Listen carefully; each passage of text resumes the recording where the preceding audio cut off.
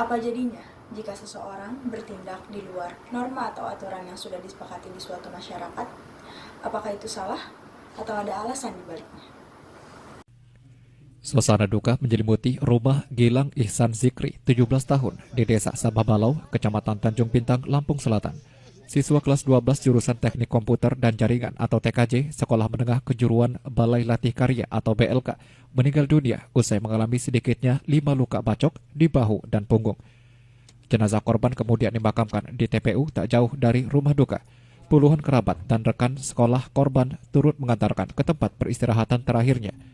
Pihak keluarga dan kerabat serta rekan sekolah masih tak percaya jika korban tewas dengan kondisi cukup mengenaskan. Pasalnya di mata keluarga, korban dikenal pribadi yang periang serta tidak pernah berulah atau terlibat kelompok geng motor. Orang tua korban menjelaskan putra bungsunya Senin siang berpamitan untuk pergi ke rumah temannya. Namun pada malam hari keluarga mendapat informasi jika GIZ dinyatakan meninggal dunia. Diduga akibat terlibat aksi tawuran dengan kelompok pelajar sekolah lainnya di Jalan Lintas Sumatera, Bypass Soekarno-Hatta, Sukarame, Bandar Lampung. Saya mengharapkan untuk pihak kepolisian secepatnya ketangkap agar mereka dapat hukuman yang setimpal karena dari perbuatannya itu sudah menghilangkan nyawa. Itu yang saya sampaikan agar kepolisian secepat itu menangkap pelakunya. Sampai dengan sekarang sudah ada informasi dari polisi, Pak? Ada yang diamankan atau belum gitu? Nah, menurut informasi semalam dari Babin, katanya 2 orang itu kawannya Agil, kawan sekolahnya. Hanya itu. Tapi ada lagi bocoran katanya nggak dengar ada yang ketangkap 1, tapi saya nggak tahu. Nggak jelas lah, yang jelas itu kan hanya kabar burung saya. Pihak sekolah yang turut hadir dalam pemakaman korban mengatakan korban merupakan siswa kelas 12 di SMK Bina Latihan Kerja Sukarame, Bandar Lampung. Korban diketahui sedang mengikuti PKL selama 6 bulan. Pihak sekolah menilai korban pernah ikut perang antar kampungnya beberapa waktu lalu dan sampai dibawa ke Mapores Lampung Selatan. Sepengetahuan kami ya, anak ini kan situasi sedang melaksanakan PKL di PT Link Provider Link WH Link. Ya kita aktivitas selama ini ngertinya anaknya PKL gitu. Kemudian terjadi kejadian kemarin, info yang ada dimulai karena dari medsos itu saling ngejek dan sebagainya, sehingga mungkin apakah ada perjanjian situ karena kejadian di luar sekolah. Hal ini menjadi suatu catatan bagi lembaga-lembaga yang lain juga untuk bisa memberikan pembelajaran lah kejadian ini dan ke depan tidak terjadi lagi gitu. Hal ini menjadi hal yang penting bagi sekolah-sekolah dalam rangka pembinaan anak-anak agar anak-anak bisa rukun untuk Kota Bandar Lampung khususnya. Keluarga dan rekan-rekan korban berharap polisi bisa segera menangkap para pelaku. Sementara polisi masih melakukan penyelidikan dan memburu para pelaku. Satrio Ongko Wijoyo melaporkan. Kira-kira apa saja yang menjadi faktor-faktor penyebab dari tawuran ini? Yang pertama biasanya dipengaruhi oleh konflik antar kelompok. Konflik antar kelompok ini merupakan faktor utama penyebab dari tawuran tersebut. Biasanya dimulai dengan masalah sepele atau bahkan masalah personal atau bahkan masalah antar kelompok atau komunitas. Nah, dari faktor-faktor ini biasanya muncul stereotip atau prasangka buruk dan memicu terjadinya tawuran tersebut. Lalu yang kedua itu adalah pengelolaan emosi.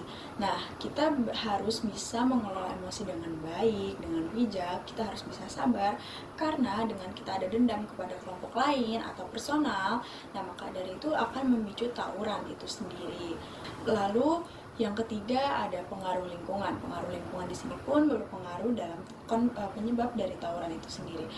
Dengan adanya pengaruh lingkungan yang kurang baik akan membawa seseorang atau individu untuk ikut-ikutan terbawa-bawa mengikuti tawuran. Yang keempat adalah kurangnya pengawasan dari orang tua. Rata-rata tawuran ini dilakukan oleh pelajar.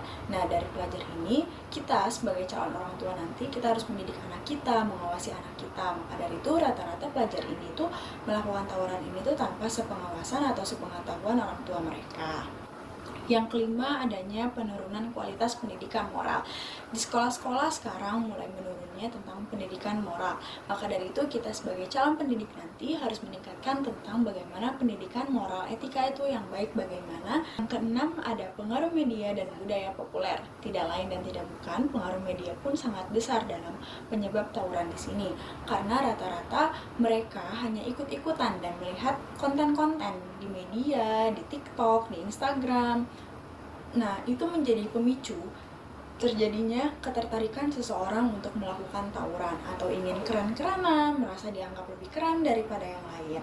Yang ketujuh, ada perasaan ingin diakui lebih kuat. Nah, biasanya adanya tawuran ini tuh untuk membuktikan bahwa antar komunitas A dan B lebih kuat komunitas A atau B nih. Jadi mereka satu sama lain ingin membuktikan bahwa komunitasnya itu lebih kuat daripada komunitas lawannya. Nah, yang terakhir adalah adanya provokasi atau provokator. Nah, di sini biasanya ada pihak yang memanas-manaskan antara kedua belah pihak yang bertawuran, atau ada masalah yang dianggap sepele awalnya, tapi karena adanya provokasi atau provokator ini, masalah tersebut menjadi besar.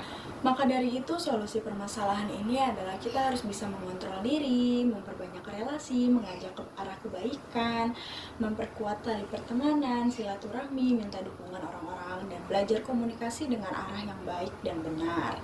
Nah, maka dari itu akan menciptakan suasana yang baik dan damai, tidak ada tawuran, tidak ada penyimpangan dalam sila kedua ini. Dan solusinya yang lain adalah kita jika ada konflik atau ada permasalahan, perpecahan, kita bisa bicarakan dengan baik, tanpa adanya emosi, dan bisa dibicarakan dalam keadaan kepala dingin bukan kepala panas. Jadi, kesimpulannya adalah tawuran merupakan bentuk dari salah satu penyimpangan sosial, terutama penyimpangan sosial pada sila kedua. Dan ini merupakan kontra dari sila kedua tentang kemanusiaan yang adil dan beradab, tidak mencerminkan adab yang baik dan malah mencerminkan adab yang buruk. Maka dari itu, kita sebagai bangsa Indonesia harus tetap menjaga kesatuan dan persatuan Indonesia. Jika ada permasalahan, kita harus membicarakan dengan baik, mengontrol emosi, dan pengawasan orang tua, pendidikan moral yang berkualitas pun sangat mempengaruhi dalam tawuran ini. Maka dari itu, kita sebagai rakyat Indonesia harus terus menjaga kesatuan dan kesatuan, karena kita adalah Bhinneka Tunggal Ika, berbeda-beda tetapi tetap satu jua, karena Indonesia satu, Indonesia maju. Terima kasih.